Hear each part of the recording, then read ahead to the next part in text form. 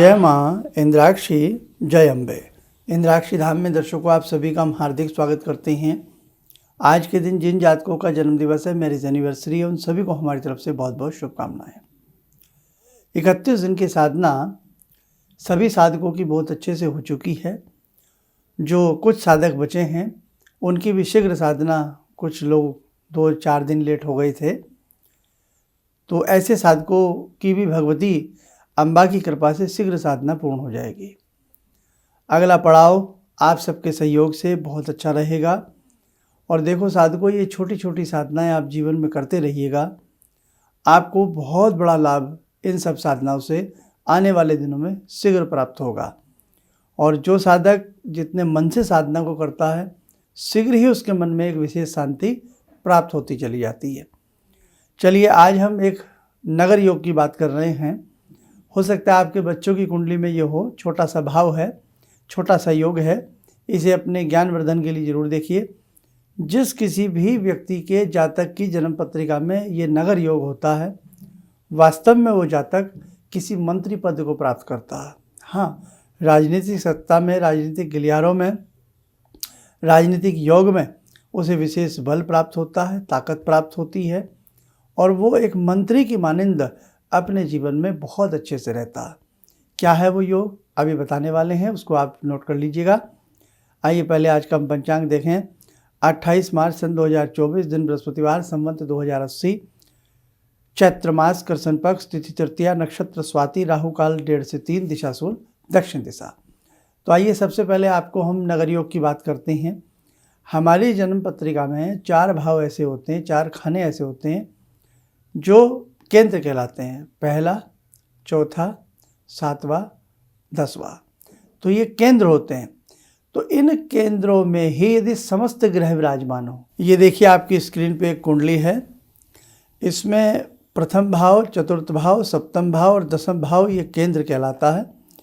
यदि इन भाव में, पहले में, चौथे में, 7वें में और 10वें भाव में, इन 4 भाव में ही समस्त ग्रह किसी भी जातक के विराजमान हों, तो ऐसा जातक नगर योग जातक की श्रेणी में आता है।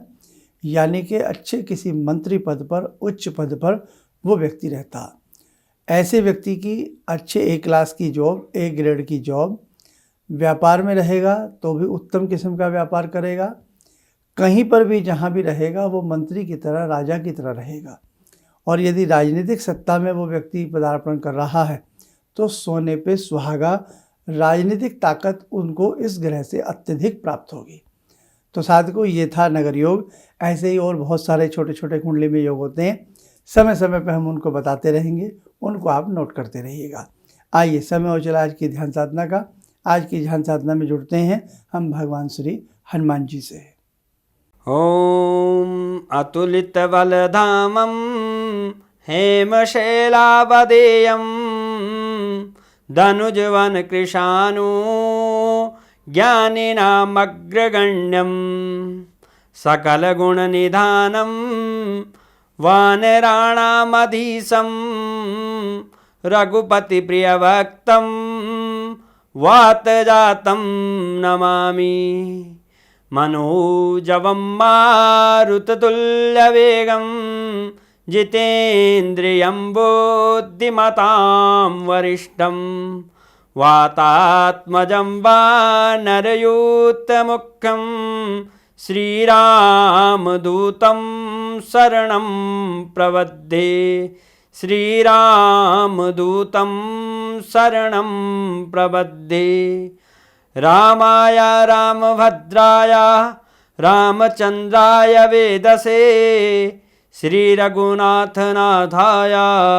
सीताया पतये नमः। श्री हनुमंताय नमः।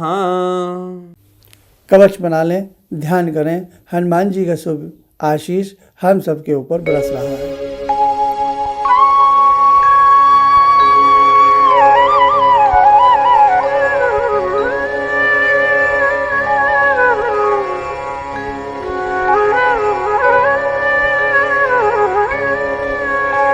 ओम बोलते हुए नेत्र खोलें, सामान्य हो जाएं।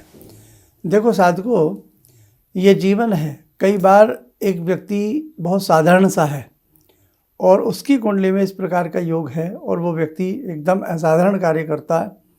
बहुत लोग दांतों तले उंगली दबा जाते हैं कि हमने ऐसा कभी नहीं सोचा था कि ये बच्चा या ये व्यक्ति, ये जातक इतने उच्च पद पर जाएगा।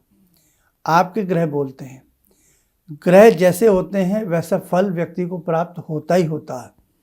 इसलिए कभी कभी अपनी कुंडली, खास तौर से अपने बच्चों की वैदिक कुंडली बनवा लेनी चाहिए ताकि पता लगता रहे उनकी कुंडली में। अब जैसे ये तो नगर योग था, ये तो एक मजबूत योग है, बढ़िया योग है। ऐसे ही कुछ कुंडलियों में अत्यधिक खराब योग भी होते हैं, कमज़ोर योग भी होते हैं, जो जीवन में हम कितनी भी मेहनत क्यों ना कर लें दिक्कतें आती हैं।